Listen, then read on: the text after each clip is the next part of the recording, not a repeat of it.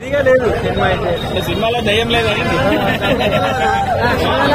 అర్థం కాలేదు కానీ ఇలాంటి సినిమా సొసైటీ అవసరం.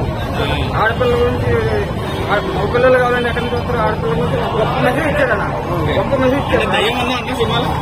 దయ్యం కదా మెసేజ్ ఉంది. ఆడపిల్లలు చంపేస్తున్నారు కదా, మగపిల్ల భిన్నం ఉంది కదా, భిన్నం ఉంది కదా.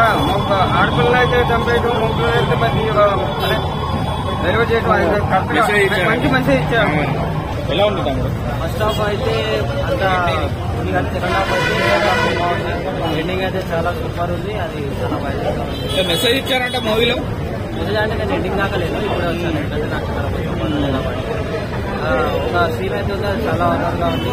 ఫ్యామిలీ ఎంటర్టైన్మెంటే, మరీ అడల్ట్ అన్నట్టు కూడా లేదు, ఎవరైనా చూడవచ్చు. కానీ హార్ట్ పేషెంట్ ఇది కొంచెం హారర్ సీన్స్ ఏమైనా ఉన్నాయా? థ్రిల్లింగ్ సీన్స్ అంటే స్టోరీ గెస్ చేసి ఎలాగుందా? పాత సినిమాల్లో రొటీన్ లా ఉందా, కొత్తగా ఉందా? కొత్తగా ఉంది. శ్రీరామ్ పర్ఫార్మెన్స్ ఎలా ఉంది? చాలా బాగుంది. ఈశ్వరి మేడం, ఈశ్వరి ఆమె అయితే చాలా బాగుంది. ఆమె చాలా నచ్చింది. ఓకే. హిట్ ఆ మూవీ? అదే అమ్మ హిట్ అవుతుందా మూవీ?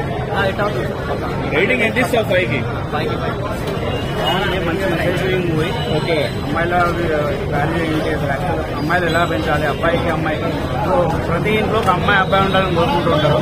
బట్ ఉన్నటువంటి సిచ్యువేషన్ బట్టి అమ్మాయి చదివించడం కానీ ఇదంతా ఇబ్బందికరంగా ఉంటుంది కదా. సో దానివల్ల ఎలా ఉండాలి అనేది మంచి మెసేజ్ పరంగా పెద్ద హర్రర్ ఏం లేదు, బట్ మెసేజ్ అంటే ట్రైలర్ టీజర్ హారర్ లాగా ఉంది, దయ్యం సినిమా అనుకో చాలా మంది వచ్చారు.